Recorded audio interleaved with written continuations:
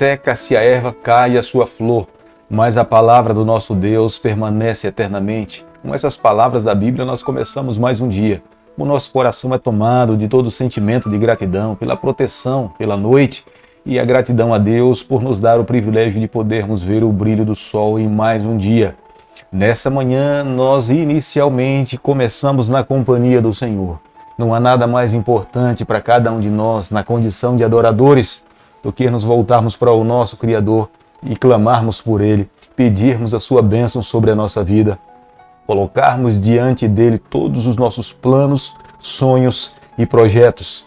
Quero deixar com você nessa manhã uma parte da palavra de Deus que se encontra no livro de Salmo, capítulo 106, o verso 48, onde a Bíblia diz o seguinte: Bendito seja o Senhor, Deus de Israel, de eternidade a eternidade, e todo o povo diga amém, aleluia. Salmo 106, o verso 48, é o único nome digno de todo o nosso louvor, de toda a nossa adoração. E a razão pela qual eu e você a cada manhã nos levantamos para termos um encontro pessoal com Ele, é onde nós abrimos o nosso coração, onde apresentamos a Ele as nossas necessidades e expressamos para Ele também a nossa gratidão por tudo que Ele tem feito pela nossa vida. Nós iremos nessa terra adorá-lo, mas irá se estender por toda a eternidade. Teremos a alegria de estar na companhia do nosso Deus para todo sempre. Por isso que a cada dia nessa terra nós precisamos fortalecer o nosso relacionamento com o nosso Criador. Nesse canal, a cada dia nós estudamos um capítulo da Palavra de Deus. E nessa manhã eu convido você a ter nas mãos a Palavra de Deus no livro de 2 Samuel, capítulo 20, o verso 1. Então se achou ali, por acaso, um homem de Belial, cujo nome era Seba, filho de Bicri, homem de Benjamim, o qual tocou a trombeta e disse: Não fazemos parte de Davi, nem temos herança no filho de Jessé, cada um para suas tendas, ó Israel. O que nós encontramos na Bíblia a respeito do rei Davi, sua grande maioria tem com o intuito de nos advertir. Deus deixou esses relatos negativos da vida de Davi para que eu e você não possamos cair nos mesmos erros que o rei Davi caiu. É claro que nós encontramos a respeito do rei Davi ensinamentos que nos levam a cada dia a crescermos espiritualmente. Quando a Bíblia mesmo fala que Davi era um homem segundo o coração de Deus, ao compararmos o lado negativo da vida de Davi e ao compararmos o lado positivo da vida de Davi, nós encontramos registros da vida de Davi de um homem fiel, de um homem cristão, de um homem que amava a Deus, de um homem que respeitava os seus semelhantes. Mas é claro, nós também nos deparamos com a sua humanidade. Por um período de 10 anos, paulatinamente, todas as palavras que o profeta Natan lhe declarou na sua casa se cumpriram. Começando pela imoralidade de Aminon até o momento em que Absalão lhe coloca para fugir do palácio. No versículo 1 do capítulo que nós estamos estudando nessa manhã, nós nos deparamos aqui com um homem chamado Seba. Esse homem era benjamita, conhecido como sendo um homem de Belial. Homem de Belial era um homem que era mau, fazia o que não agradava a Deus, o seu coração era corrupto. Ele se aproveita da discórdia que estava acontecendo entre Israel e a tribo de Judá para provocar uma revolta dentro da nação de Israel. Ele se declara como sendo inimigo da casa de Davi. Ele estava aproveitando esse momento para provocar uma revolta maior contra a casa de Davi. Bicri era um segundo filho da tribo de Benjamim. Não se demorou muito para que Israel mudasse a sua opinião. Anteriormente, eles se declaravam aliados de Davi, mas após a revolta de Seba, eles se declaram amigos de Bicri e inimigos agora também de Davi. Davi gradativamente tinha que dar passos para uma reconquista. Após a revolta de Absalão, houve uma tremenda separação do povo dentro de Israel. Houve uma grande divisão. Absalão, de fato, conseguiu conquistar o coração de muitas pessoas. Davi, ao voltar para Jerusalém, ele teria que fazer um trabalho sólido de reconquista.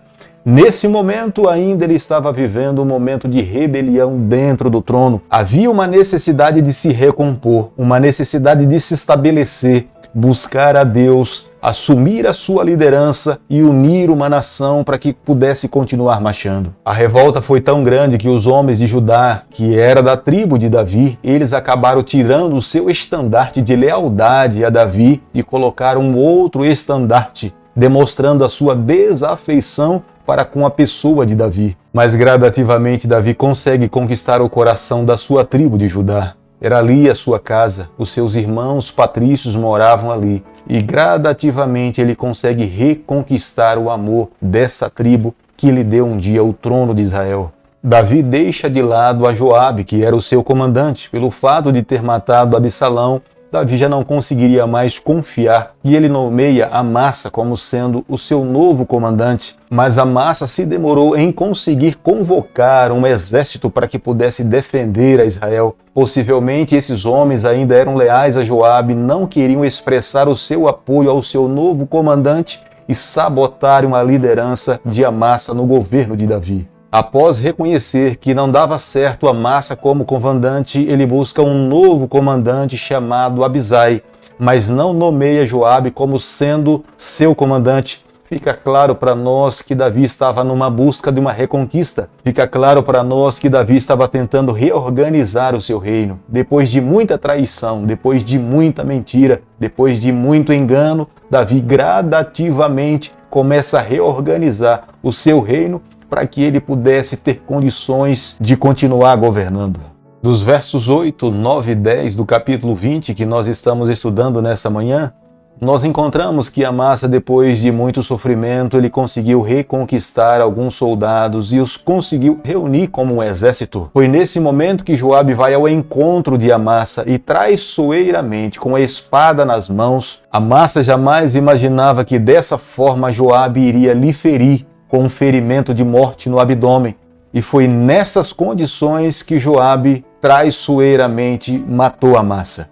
Desobedecendo completamente as ordens de Davi, foi dessa forma que Joabe reconquista o seu direito de ser comandante. Segundo Samuel, capítulo 20, o verso 11, a Bíblia diz o seguinte: Mas um dentre os moços de Joabe parou junto de Amasa e disse: Quem está do lado de Joabe e é por Davi, siga a Joabe.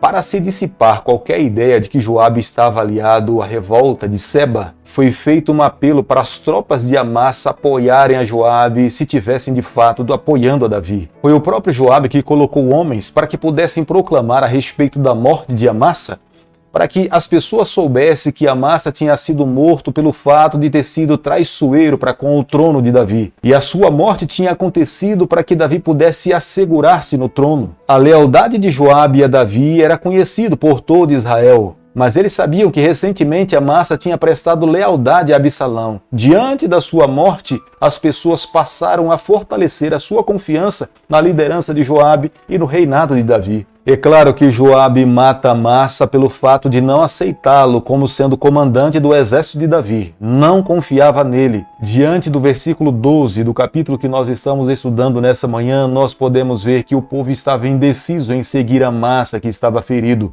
E Joabe, que comandava aquele exército naquele momento, Joabe toma a iniciativa de colocar o corpo de Amasa escondido no mato. E quando os soldados não mais viram a Amasa, passaram lealmente a seguir a Joabe. Joabe, prestando lealdade ao reino de Davi, em busca de Seba, que se demonstrara inimigo do trono de Davi, ele chega a uma cidade chamada Abel-Bet-Maaca. É uma cidade antiga da Era do Bronze, conhecida como sendo uma cidade detentora do conhecimento. Eis a razão pela qual se falava: pede-se um conselho a Abel. Uma cidade que estava localizada ao norte de Idã, uma cidade que também estava localizada mais ao norte de Israel, conhecida pela sua sabedoria.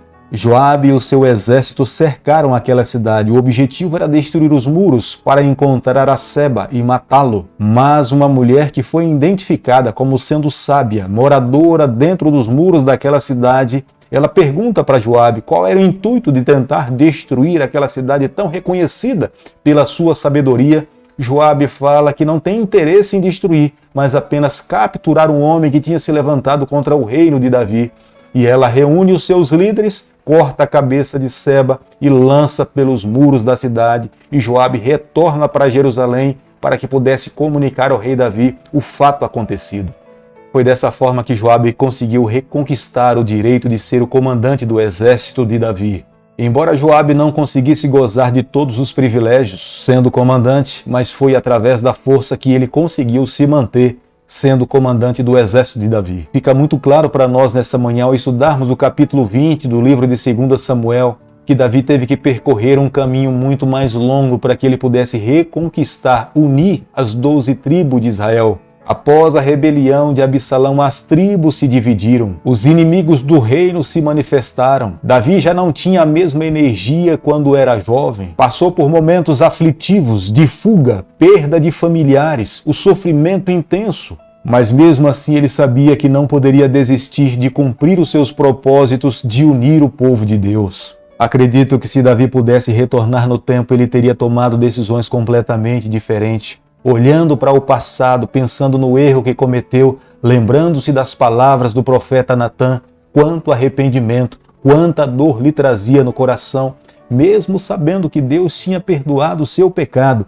Mas creio que por alguns momentos ele se voltava para Deus e falava: Senhor, por favor, me dê a oportunidade de poder recomeçar. Tira de sobre mim as consequências de todos os erros que eu cometi na vida. Me conceda a graça de fechar os meus olhos nos últimos dias da minha vida, mas que eu possa estar em paz. Mas Davi teve que viver até as últimas consequências dos erros que ele tinha cometido. É diante dessas circunstâncias que Davi consegue formar o seu quadro de oficiais, governantes, comandantes, para que pudesse conduzir o povo judeu. Joabe era comandante do seu exército. Embora não fosse do seu agrado, mas Joabe conquista pela sua própria força. Adorão era o cronista, ele era o responsável para escrever e anotar a história do povo de Deus, dos israelitas. Tinha nas mãos a responsabilidade de anotar todos os fatos que acontecessem dentro do reino ou fora do reino de Israel. Seva era escrivão, ministro responsável para cuidar das finanças do reino e dos direitos do Estado.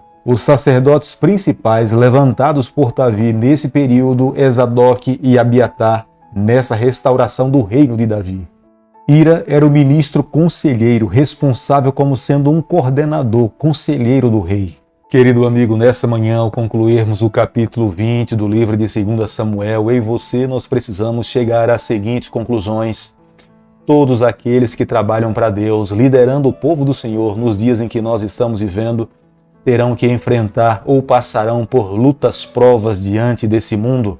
Mas é necessário, como Davi e os seus oficiais, se apegarem às mãos do Senhor, confiar no poder de Deus, tendo que, diante de todas as suas batalhas e lutas, nós teremos o Senhor ao nosso lado para lutar conosco as nossas batalhas. Foi Ele mesmo que um dia disse aos seus discípulos: Eis que estou convosco todos os dias até a consumação do século. Portanto, eu e você, nós não podemos nos esquecer. Nesse mundo nós passaremos por tribulações, nós passaremos por dias difíceis, mas nós não podemos nos esquecer. Nós teremos o nosso Deus ao nosso lado para lutar as nossas batalhas e nos conceder a vitória. Tendo a certeza que nós temos ao nosso lado o nosso comandante, que jamais perdeu uma batalha, ele sempre irá colocar os nossos adversários para fugir, para correr. O que nós temos que fazer é confiar no seu comando, é confiar na sua palavra. Se nós nos colocarmos nas suas mãos e obedecermos o seu comando, tenha certeza que nós jamais conheceremos uma derrota, nós sempre também conheceremos a vitória, como de fato é assim com o nosso comandante.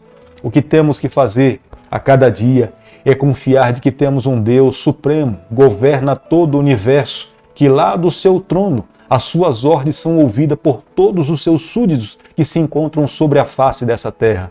Não há um rei que se assente no trono sem que Deus possa permitir que ele se assente ali. Não há um presidente que nos dizem que nós vivemos, que ele se assente no trono, que ele governe, sem que Deus também permita que ele possa governar. Não há um governador de estado, não há um prefeito numa cidade que possa assumir o seu comando sem que primeiramente Deus permita que isso possa acontecer. Portanto, o que eu e você a cada dia temos que fazer é descansarmos nos braços do nosso Deus, é confiarmos no seu comando. Vivendo dessa forma, nós viveremos uma vida tranquila, uma vida feliz E no final de tudo, nós encontraremos o nosso Deus e estaremos vivendo com Ele por toda a eternidade. Querido Pai, nas Tuas mãos, nessa manhã, nós nos colocamos. Confessamos as nossas falhas. Por favor, Senhor, nos toma nos Teus braços, perdoa os nossos pecados, nos conceda a graça de um dia nos encontrarmos contigo. É o nosso pedido, é a nossa oração e nós fazemos em nome de Jesus. Que o Senhor te abençoe e te guarde. Que Ele faça resplandecer o seu rosto sobre você. Que Ele tenha misericórdia de você. Que sobre você, nessa manhã, Ele levante o seu rosto e conceda a sua paz em nome de Jesus. Amém.